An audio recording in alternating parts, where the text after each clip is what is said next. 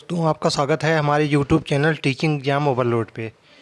इस समय बिहार 7 फेज भर्ती पे लेके एक न्यूज़ निकल के आ रही है, जिसमें बिहार सरकार सामान्य प्रशासन विभाग ने एक पत्र जारी किया है।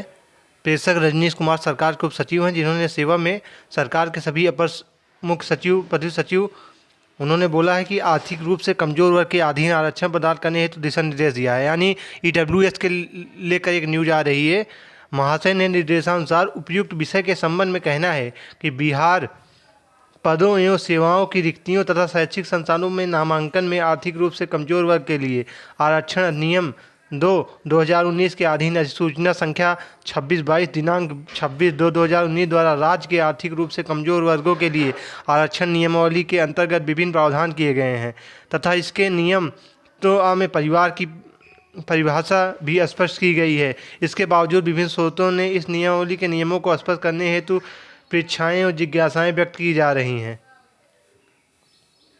अतः सामान्य प्रशासन विभाग की सूचना संख्या 26/22 दिनांक 26/2/2019 द्वारा निर्गत संदर्भित नियमावली के नियम 9 में निहित प्रावधान के आलोक में आर्थिक रूप से कमजोर वर्ग के अभ्यर्थियों को आरक्षण का लाभ प्राप्त करने की सुविधा के उद्देश्य से निम्नलिखित दिशा निर्देश परिचालित किए जा रहे हैं। तो EWS को लेकर कुछ नियम उन्होंने प्रचालित किया है, जिसमें जो पहला नियम है, आर्थिक रूप से कमजोर वर्ग के आरक्षण का लाभ बिहार अधिनियम 15/2003 के आलोक में राज्य के मूल निवासी पुरुष महिला को ही देय होगा। यानी जो आर्थिक रूप से कमजोर वर्ग के हैं, आरक्षण का लाभ बिहार अधिनियम 2003 के रूप में राज्य के मूल निवासियों को ही मिलेगा, जो पुरुष महिला हों को ही देय होगा। चलिए अगला आगे और भी नियम देखते हैं। दूसरा नियम उन्होंने कहा है, आर्थिक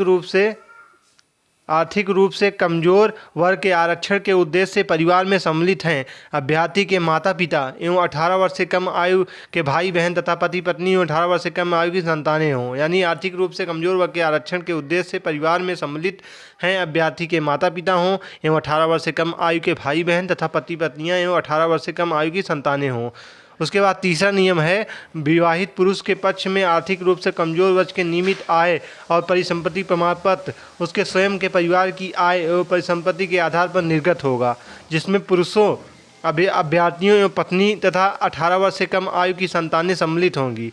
यह प्रमाण पत्र अभ्यर्थी के मूल निवास स्थान अंचल से निर्गत होगा, जिसका निर्धारण अभ्यर्थी के पिता के मूल निवास के आधार पर किया जाएगा। यानी जो विवाहित पुरुष होंगे उनके पक्ष में आर्थिक रूप से कमजोर वर्ग के नियमित आय और परिसंपत्ति प्रमाण पत्र जो होगा उसके स्वयं के परिवार की आय एवं परिसंपत्ति के आधार पर निर्गत होगा। यानी उसके स्वयं के आय के ऊपर बनेगा, ना कि पिता के, जिसमें पुरुष अभ्यर्थी एवं पत्नी तथा 18 वर्ष से कम आयु की संतानें सम्मिलित होंगी।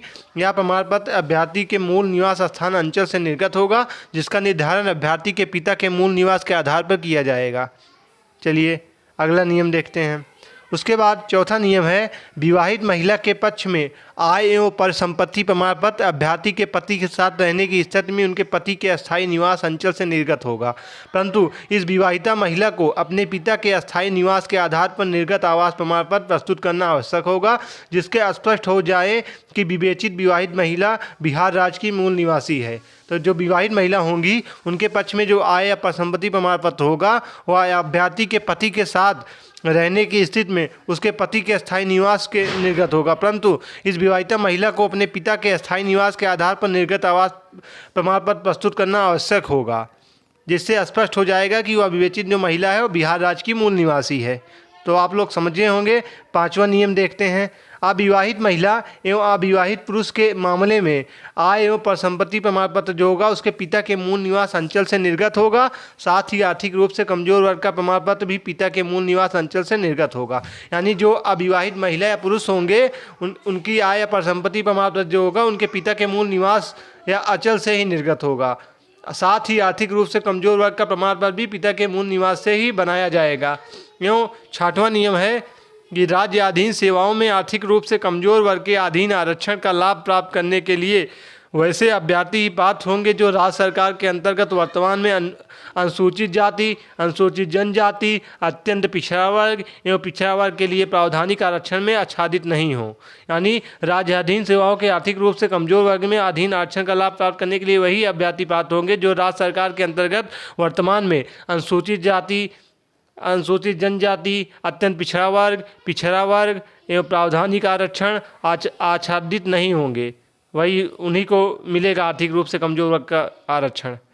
उसके बाद 7वां नियम है, आर्थिक रूप से कमजोर वर्ग के अधीन आरक्षण का लाभ हेतु अभ्यर्थी के परिवार की सभी स्रोतों में कुल वार्षिक आय जो होगी वह 8 लाख रुपये से कम होगी। वार्षिक आय में आवेदन करने के पूर्ववर्ती वित्तीय वर्ष के वेतन, कृषि, व्यापार एवं पेशा आदि समस्त स्रोतों से होने वाली आयों को उसके प्रयोजनार्थ परिगणित किया जाएगा एवं आय एवं परिसंपत्ति प्रमाण पत्र जो होगा निर्गत होने की तिथि से अगले 1 वर्ष के लिए मान्य होगा। यानी जो आर्थिक रूप से कमजोर वर्ग के अधीन आरक्षण का लाभ हेतु अभ्यर्थी के परिवार की सभी स्रोतों में कुल जो वार्षिक आय होगी वह 8 लाख रुपये से कम होनी चाहिए एवं वार्षिक आय में निवेदन करने के पूर्व वित्तीय वर्ष के वेतन जैसे कृषि, व्यापार एवं पेशा आदि समस्त स्रोतों में होने वाली आयों को उसके प्रयोजनार्थ परिगणित किया जाएगा। आय एवं परिसंपत्ति प्रमाण पत्र निर्गत होने की तिथि से अगले 1 वर्ष के लिए मान्य होगा। यानी 1 वर्ष तक मान्य रहेगा, जिस तिथि को जारी होगा उसके बाद से 1 वर्ष तक मान्य रहेगा।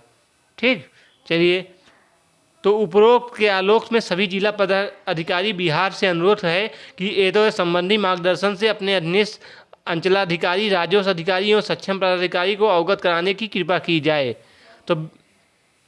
तो बिहार सरकार ने एक नोटिस जारी किया है जिसमें उन्होंने बिहार 7 फेज में फॉर्म डालने वाले बच्चों के लिए जो EWS से आते हैं, सामान्य वर्ग से आते हैं, उन सब के लिए कुछ नियमावली जारी किया है जिसमें उन्होंने आर्थिक रूप से कमजोर वर्ग के आरक्षण का लाभ बिहार अधिनियम 2000 लोग मूल निवासियों को ही मिलेगा जो पुरुष महिला को देय होगा।